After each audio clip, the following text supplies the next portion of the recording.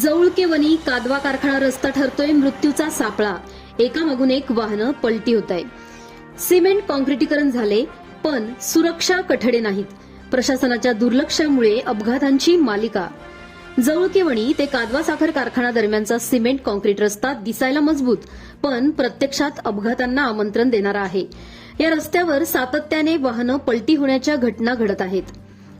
मालवाहतूक truck, pickup, शेतीमाल घेऊन जाणारी वाहने इतकेच नाही तर लग्नासाठी वराड घेऊन जाणारा ट्रक सुद्धा याच रस्त्यावर पलटी झाला आहे. फोटोमध्ये स्पष्ट दिसते, रस्ता उंच असून साईडला कोणताही सुरक्षा कठडा नाही. थोडीशी चूक किंवा वाहनांचे संतुलन बिघडले की थेट खाली शेतात वाहन कोसळते.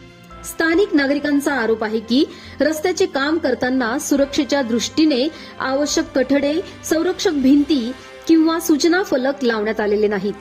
दररोज या रस्त्यावरून शेतकरी, कामगार, मालवाहतूक आणि प्रवासी वाहनांची वर्दळ असते.